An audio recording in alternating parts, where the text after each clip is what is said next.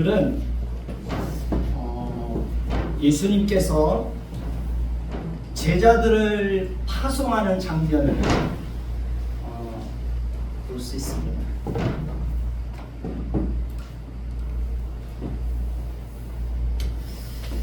예수님은 12제자를 부르시고 몇 명씩 보내십니까? 둘씩 보내시며 어떤 권능을 주십니까? 더러운 귀신을 제하는 권능을 주셨다고 말하고 있습니다. 예수님께서 제자들에게 더러운 귀신을 제하는 권능을 주신 것은 그들로 하여금 예수님을 대신해서 전도도 하며 이 땅에 하나님의 나라가 임하였다는 것을 증거하도록 하시기 위해서였습니다. 실제로 예수님의 제자들은 예수님께서 그들에게 주신 권능을 가지고 많은 이적을 행하고 병든 자들을 고치고 사단에게 묶여있는 자들을 건져내는 일들을 행하셨습니다. 오늘날에도 예수님은 복음을 전하는 자들에게 권능을 주시고 병든 자들을 치료하고 사탄의 나라에 속한 자들을 건져내는 일들을 행하고 있습니다. 권능은 누구에게 속한 것일까요? 권능은 그리스도에게 속하는 것입니다. 권능은 우리에게서 나오는 것이 아니라 누구에게서 나오는 겁니까? 그리스도에게서 나오는 것입니다. 그렇기 때문에 우리는 그리스도의 권능을 믿고 병든 자들을 위해서 기도해야 됩니다. 그러면 하나님께서 때로 놀라운 방식으로 치료해 주시고 회복시켜 주시는 것을 얼마든지 경험할 수 있습니다. 야고보서 5장 15절을 보면 믿음의 기도는 병든 자를 구원하리니 주께서 그를 일으키시리라 그렇게 말하고 있습니다. 야고보서 5장 16절에도 보면 그러므로 너희 죄를 서로 고백하며 병이 낫기를 위해서 서로 기도하라. 의인의 간구는 역사하는 힘이 큼이니라 이렇게 말하고 있습니다. 그렇습니다. 우리는 권능은 하나님께 속한 것임을 알고 병든 자들을 위해서 서로 기도해야 됩니다. 그러면 하나님께서 우리의 기도를 들어주시고 병든 자를 일으켜주시고 치료해주시는 하나님의 능력과 하나님의 일하심을 분명하게 경험할 수 있습니다. 문제는 우리가 뭐하지 않기 때문입니까? 기도하지 않기 때문에 하나님의 능력과 하나님의 치료하심과 하나님의 일하심을 경험하지 못하는 것입니다. 히스기야는 죽을 병에 걸렸을 때 하나님께 어떻게 합니까? 하나님 얼굴을 벽으로 향하고 하나님 앞에 간절하게 기도하죠. 그리고 하나님께서 그의 기도를 들으시고 몇 년 동안 수명을 연장시켜 주셨습니까? 15년 동안 생명을 연장시켜 주셨습니다.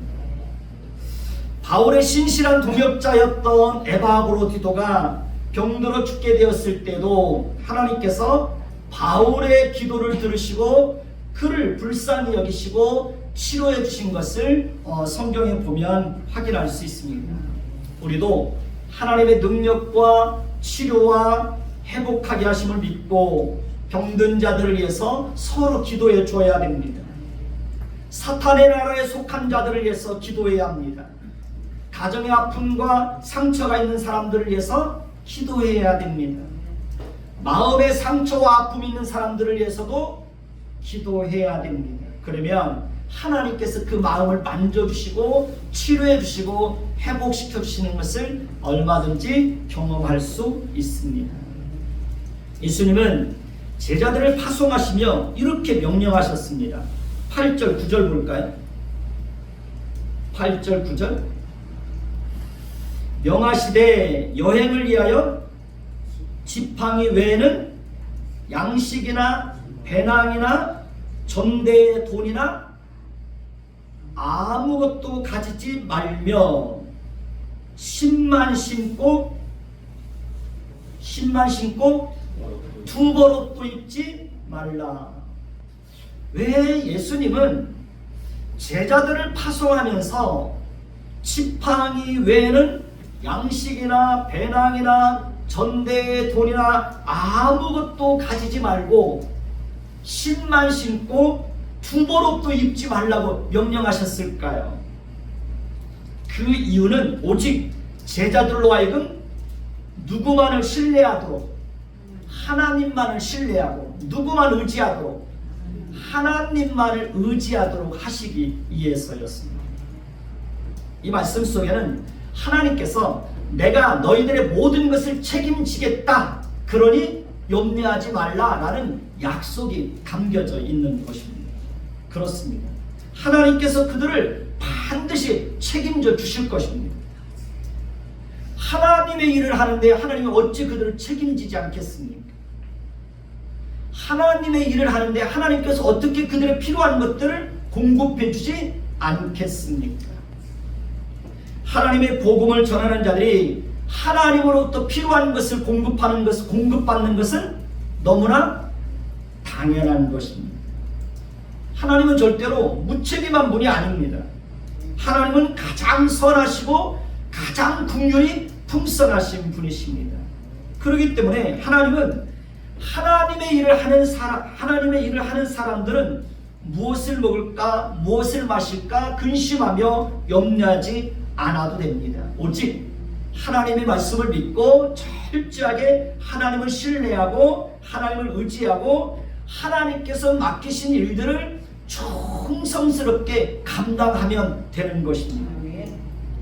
이스라엘 백성들은 40년 동안 광야에서 매일같이 하나님을 의지하고 하나님을 신뢰하는 법을 배워야 했습니다.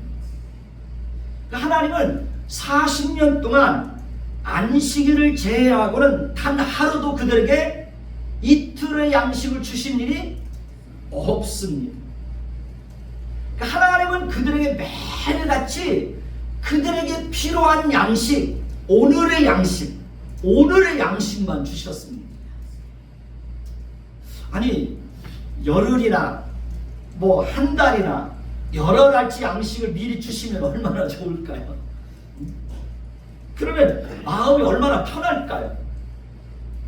그런데 하나님은 그런 방식으로 일하지 않으셨습니다. 하나님은 매일매일 필요한 양식만 주시고 매일매일 하나님을 의지하고 하나님을 신뢰하도록 광야에서 40년 동안 그들을 철저하게 훈련시키셨습니다. 하나님은 저의 생애 속에서도 그렇게 일하셨습니다. 하나님은 항상 필요한 만큼만 주셨습니다. 더 주지 않았습니다. 하나님께서 그렇게 하신 것은 저로 하여금 한순간도 긴장의 끈을 놓지 않고 오직 하나님만 의지하고 하나님만 신뢰하도록 하시기 위해서였습니다. 저는 요즘에도 낮에는 매일같이 산에 올라가서 기도하고 있습니다. 나라를 위해서 정말 간절한 마음으로 기도하고 있습니다. 우리나라가 정말 잘 됐으면 좋겠습니다. 나라가 잘 돼야 교회도 있고 국민도 있는 겁니다. 나라가 잘못되면 교회도 없고 국민도 없는 것입니다. 그래서 정말 나라가 잘 됐으면 좋겠어요. 요즘 저에게는 기도의 사명이 있다는 것을 더 깊이 깨닫고 있습니다. 그래서 나라와 교회와 성도들과 우리 자녀들을 위해서 기도하기를 쉬는 죄를 결단코 범하지 않으려고 제 나름대로는 몸부림을 치고 있는 것입니다. 저는 교회를 개척할 때에도 정말 그때는 믿음이 충만해서 그랬는지 아무것도 걱정이 되지 않았습니다. 무엇을 먹을까, 무엇을 입을까 그런 걱정이 되지 않았습니다. 그런데 막상 개척을 하고 나니까 너무 힘들었습니다. 항상 임대료를 걱정해야 되는 그런 상황이 되었습니다.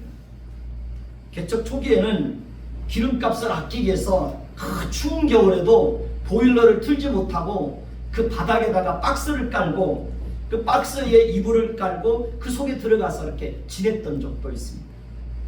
잘 때는 안 추워요. 근데 그 이불 속에서 나오려고 그러면 추워서 밖에를 못 나오는 겁니다. 우리 아들 둘 가운데다 놓고 양쪽에서 집사람하고 저하고 이렇게 아이들을 껴안고 이렇게 그렇게 한겨울을 지냈던 적도 있습니다. 그래도 그것이 불행하다는 생각을 해본 적이 없습니다. 그러니까 개척하고 난 이후에 항상 가난하고 항상 힘들었습니다. 그런데 지금 돌이켜보면 그 모든 상황은 하나님께서 제 마음을 혹독하게 훈련하는 과정이었고, 그 모든 과정을 통해서 하나님이 어떤 분인지, 하나님이 어떻게 일하시는 분인지를 풍성하게 경험하게 되는 그런 과정으로 하나님께서 저의 생애 속에서 허락해 주셨습니다. 만약에 하나님께서 저에게 그런 상황들을, 힘든 상황들을 허락해 주지 않았다면 저는 지금까지 그렇게 치열하게 하나님 앞에 몸부림치면서 기도하면서 살아오지 않았을 것입니다. 모든 것이 풍성하고 모든 것이 넉넉했으면 저는 절대로 지금까지 무릎으로 제 인생을 살아오지 않았을 것입니다. 제가 만약에 가난을 경험하지 않았다면 가난한 사람들이 얼마나 절박한 마음으로 도움을 기다리고 있는지 저는 전혀 몰랐을 것입니다. 돌이켜보면 그 모든 과정이 저에게는 은혜였고 축복이었고 감사였습니다. 그래서 아무 불만이 없습니다. 개척 초기에는 매년 가을이 되면 강원도로 일주일씩 전도 여행을 떠났습니다. 지도 한 장 사서 강원도 그 지도 한 장을 사서 손에 들고 교회가 없는 곳을 찾아서 하루 종일 걸어 다니면서 이렇게 전도를 했습니다. 어느 때는 정말 하루 종일 걸을 때도 있습니다. 어느 때는 늦은 밤에도 숙소를 찾지 못해서 캄캄한 밤길을 걸어야 할 때도 있었습니다. 어느 때는 하루 종일 굶을 때도 있습니다. 한 번은 월요일에 전도 여행을 떠나야 되는데 필요한 물질이 채워지지 않아서 기도하고 있었습니다. 그러니까 그 물질이 채워지지 않으면 월요일날 전도 여행을 못 떠나는 겁니다. 토요일날 예배당에 앉아서 성경을 보고 있다가 잠시 화장실을 다녀왔습니다. 근데 그 불과 몇 분 사이에 어떤 분이 성경책에다가 그 하얀 봉투를 하나 넣어놓고 갔습니다. 그 봉투 안에는 깨끗한 돈, 정말 은행에서 이렇게 신권으로 받아온 그 깨끗한 10,000원짜리가 20만 원이 있었습니다. 저는 지금도 어떤 분이 그 성경책에다가 그 돈을 넣고 갔는지 저는 지금도 모릅니다. 누가 그랬는지 모릅니다. 그래서 월요일날 예정대로 전도 여행을 떠났던 적이 있습니다. 성경에 보면 하나님께서 선지자들의 그 필요를 때를 따라서 특별한 방식으로, 또 때로는 사람들을 통해서 채워주시는 것을 볼 수 있습니다. 우리가 잘 아는 대로 하나님은 엘리사 선지자가 그리시네가에 머물러 있을 때 하나님께서 그의 필요를 어떻게 공급해 줍니까? 까마귀를 통해서 아침에도 떡과 고기를, 저녁에도 떡과 고기를, 그리시네가가 마를 때까지 하나님은 천사를 통해서 엘리야의 필요를 공급해 주셨습니다. 하나님은 엘리야가 로뎀 나무 아래 누워서 깊은 절망과 좌절 속에 빠져서 하나님 앞에 나를 차라리 죽여달라고 그렇게 하고 있을 때에도 하나님께서는 천사를 통해서 숯불에 구운 떡과 물을 가져다 주게 하였습니다. 하나님은 이렇게 때로는 초월적인 방식으로, 우리가 상상할 수 없는 방식으로 선지자들의 필요한 것들을 공급해 주신 적이 있습니다. 그러나 하나님은 대부분 사람들을 통해서 말씀을 전하는 자들에게 필요한 것을 공급해 주셨습니다. 하나님은 부자들을 통해서만 복음을 전하는 자들에게 필요한 것을 공급해 주신 것이 아니고, 때로는 정말 가난한 사람을 통해서도 필요한 것을 채워주시는 것을 볼 수 있습니다. 우리가 잘 아는 대로 하나님은 사르밧에 있는 한 가난한 과부를 통해서 엘리야를 먹이신 일도 있습니다.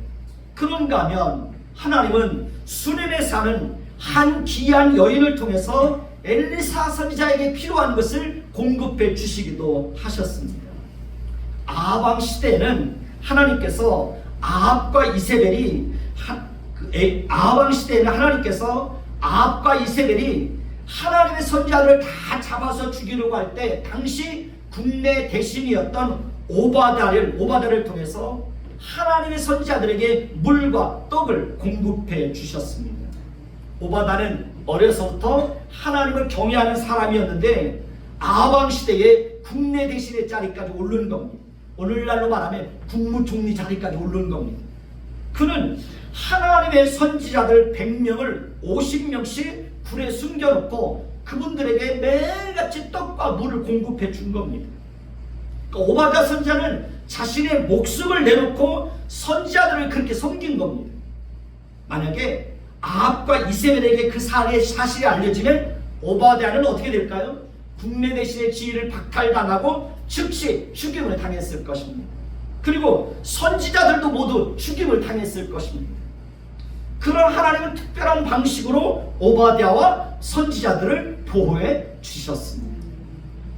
하나님은 이렇게 하나님의 선지자들의 필요를 성실하게 돌보아 주셨습니다. 우리가 누군가에게 필요한 것을 공급해 주는 일에 쓰임받을 수 있다면 그것은 우리에게 큰 은혜이고 축복이라는 사실을 기억하셨으면 좋겠습니다. 하나님은 저와 여러분들을 통해서 어려운 이웃들에게 하나님의 긍휼과 하나님의 자비와 하나님의 사랑이 전해지기를 원합니다. 하나님은 저와 여러분들이 하나님의 성품을 흘려보내는 축복의 통로가 되기를 원하십니다. 그래서 히브리서 13장 16절을 보시면 오직 선을 행함과 서로 나누어 주기를 잊지 말라. 하나님은 이 같은 제사를 기뻐하시느니라 이렇게 말하고 있습니다. 하나님은 선을 행하고 나눠주는 것을 하나님이 기뻐하신다는 겁니다. 갈라디아서 6장 6절을 보시면 가르침을 받는 자는 말씀을 가르치는 자와 모든 좋은 것을 함께하나 이렇게 말씀하고 있습니다. 그렇습니다. 가르침을 받는 사람은 말씀을 가르치는 자의 수고를 기억하고 좋은 것을 함께 나눌 수 있어야 된다는 것입니다. 제가 청년 때 다녔던 교회는 아주 가난한 할머니 전도사님이 계셨습니다. 그 할머니 전도사님은 결혼을 했지만 자녀가 없었습니다. 자녀도 없고 중풍으로 쓰러진 남편과 함께 힘들게 지내고 있었습니다. 저는 그때 직장을 다니고 있었습니다. 매달 월급을 받으면 가장 먼저 할머니 전사님께서 한 달 동안 드실 수 있는 것들 이것저것들을 사가지고 가져다 드린 적이 있습니다. 그리고 함께 가서 저녁 식사를 먹고 집에를 왔던 적이 있습니다. 저는 매주마다 교회에서 그 할머니 전사님을 볼 때마다 머리끝에서 발끝까지 그분의 모습을 세심하게 살펴서 그분의 필요한 것이 무엇인지를 공급해 드렸습니다. 신발은 떨어지지 않았는지, 양발은 떨어지지 않았는지 늘 그렇게 살폈습니다. 하나님은 저에게 그 할머니 전사님에게 무엇이 필요한지를 늘 눈에 보게 하셨고 그 필요를 공급해 줄 수 있는 은혜를 하나님은 저에게 주셨습니다. 그리고 그렇게 할 수 있었던 것이 저에게는 큰 축복이고 은혜였습니다. 저는 선을 행하고 나누어 주는 것을 정말 좋아합니다. 지금도 조금이라도 기회만 있다면 나누어 주고 베푸는 삶을 살려고 하고 있습니다. 마태복음 10장 40절에서 42절을 보면 너희를 영접하는 자는 나를 영접하는 것이요 나를 영접하는 자는 나를 보내신 이를 영접하는 것이니라. 선지자의 이름으로 선지자를 영접하는 자는 선지자의 상을 받을 것이요 의인의 이름으로 의인을 영접하는 자는 의인의 상을 받을 것이요 또 누구든지 제자의 이름으로 이 작은 자 중에 하나에게 냉수 한 그릇이라도 주는 자는 내가 진실로 너희에게 이르노니 그 사람이 결단코 상을 잃지 않을 것이다. 예수님은 제자들을 영접하는 것은 예수님을 영접하는 것이고, 예수님을 영접하는 것은 하나님을 영접하는 것과 같다라고 말씀을 해주셨습니다. 마태복음 25장에도 보면 줄인 자에게 먹을 것을 주고 목마른 자에게 마실 것을 주고 나그네 된 자를 영접하고 헐벗은 자를 입혀주고 병들었을 때 돌아보고 옥에 갇힌 자를 찾아보는 것은 곧 예수님 자신에게 한 것이라고 그렇게 말씀하고 있습니다. 그러니까 예수님은 지극히 작은 자 한 사람에게 하는 것이 곧 나에게 한 것이다 라고 말씀해 주셨습니다. 그렇기 때문에 우리는 가난한 자와 나그네와 줄인 자와 헐벗고 병든 자들을 가볍게 대하면 안 됩니다. 우리는 그분들을 대할 때 더 따뜻하게, 더 예의 바르게, 더 정중하게 그분들을 대해야 됩니다. 그래서 그분들의 마음이 상하지 않게 해야 합니다. 업신여기는 마음을 가지고 대하면 절대로 안 됩니다. 예수님은 작은 자 중에 하나에게 냉수 한 그릇이라도 주는 자는 결단코 그 상을 잃지 않겠다라고 말씀하셨습니다. 아주 오래전에 제가 목장에서 일을 할 때였습니다. 그때는 정말 무더운 여름이었습니다. 그런데 누군가가 뒷산 정상에서 기도하는 소리가 들렸습니다. 뜨거운 태양 아래서 어떤 여자분이 정말 간절하게 기도하는 소리가 들렸습니다. 근데 문득 그런 생각이 들었습니다. 저렇게 뜨거운 태양 아래서 기도를 하고 있는데 얼마나 목이 마를까? 얼마나 목이 마를까? 그래서 정말 바가지다가 물을 한 바가지 떠가지고 산 정상까지 올라가서 물을 가져다 드렸던 적이 있습니다. 그리고 그때 함께 기도하고 있던 남자 전사님께서 하나님은 작은 자 중에 하나에게 냉수 한 그릇이라도 주는 자는 결단코 그 상을 잃지 않겠다고 말씀하신 그 말씀을 붙잡고 저 머리에 손을 얹고 안수하고 이렇게 축복 기도를 해줬던 적이 있습니다. 그래서 제가 이 말씀을 특별히 기억하고 있습니다. 그렇습니다. 하나님은 우리가 작은 자 한 사람에게 냉수 한 그릇이라도 대접하는 것은 결단코 상을 잃지 않겠다. 하나님이 기억하시겠다는 거예요. 하나님. 바울과 디모데가 빌립보 지역에 이르렀을 때입니다. 안식일이 되어서 기도할 곳을 찾아 강가에 나아가게 되었는데 마침 거기에 앉아서 모인 여자들을 발견하고 그들에게 바울이 복음을 전합니다. 그들 중에 두아디라시에 있는 자색 옥강 장수로서 하나님을 섬기는 루디아라 아는 한 여자도 거기에 포함되어 있었습니다. 하나님은 그 여인에게 특별한 은혜를 주어서 그녀가 말씀을 들을 때에 하나님께서 그 마음의 문을 열어서 바울의 말을 듣고 순종하게 하였습니다. 그 일로 인하여 루디아 집사람들이 다 세례를 받게 됩니다.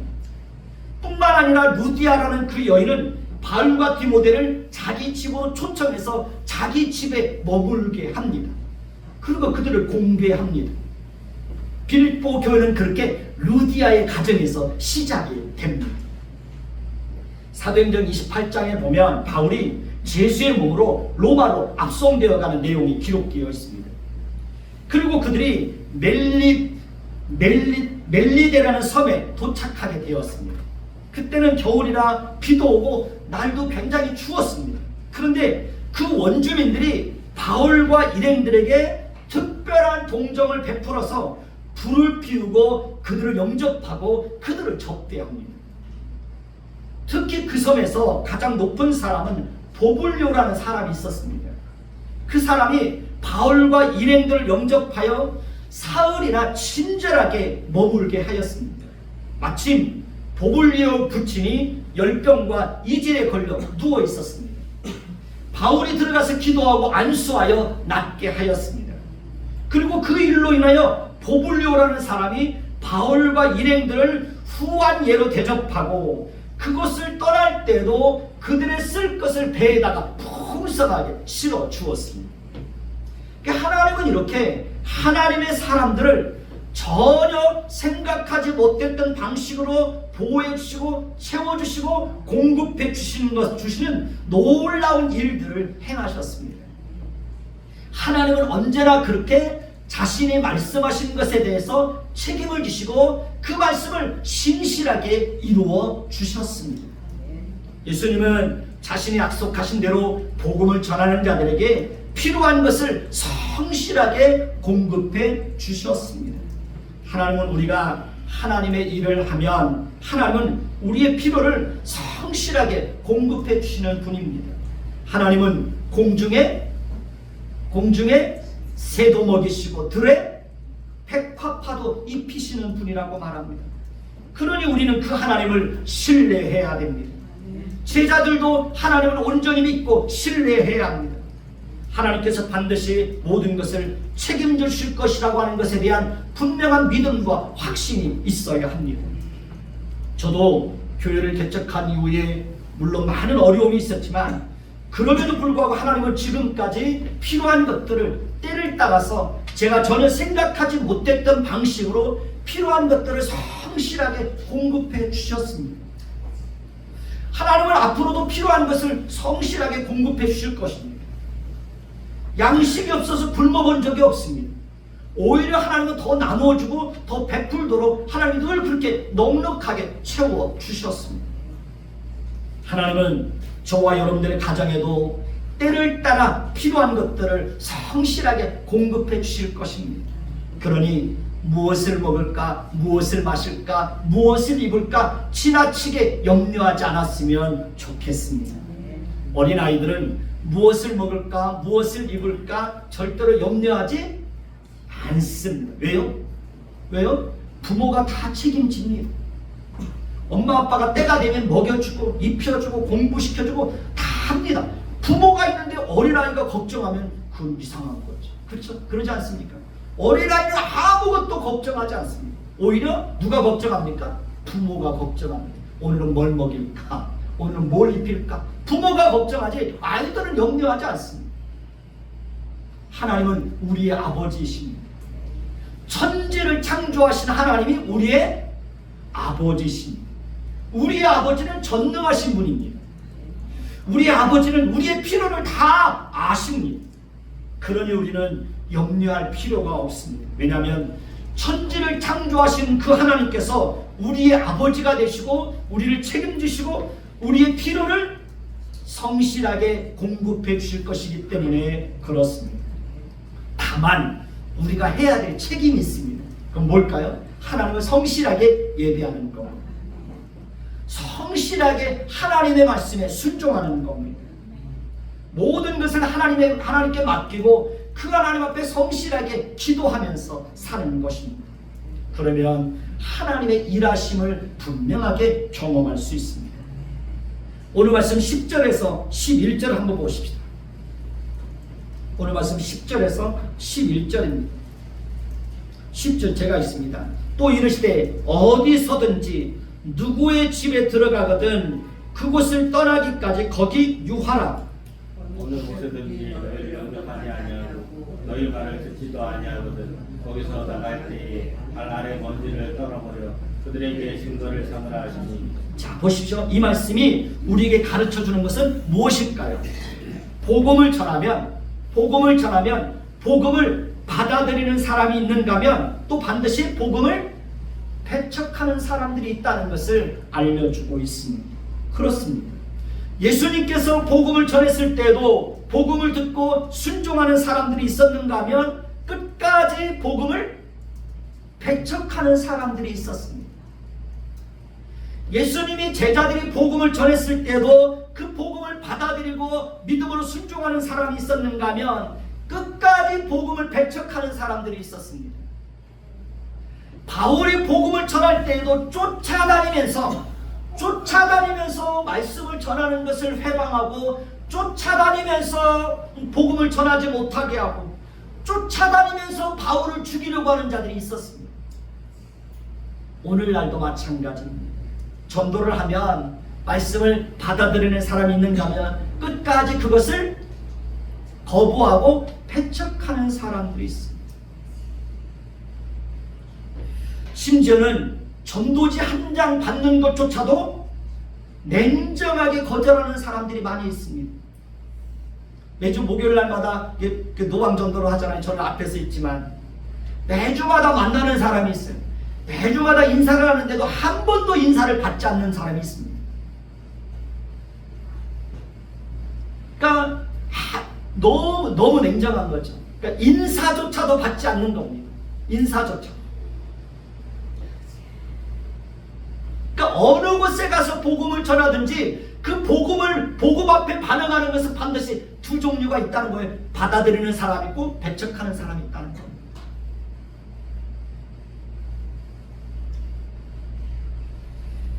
예수님은 그런 자들에게 반드시 심판이 있을 것이라고 말씀합니다. 11절을 다시 보면 어느 곳에서든지 너희를 영접하지 아니하고 너희 말을 듣지도 아니하거든 거기서 나갈 때에 어떻게 하라는 거예요?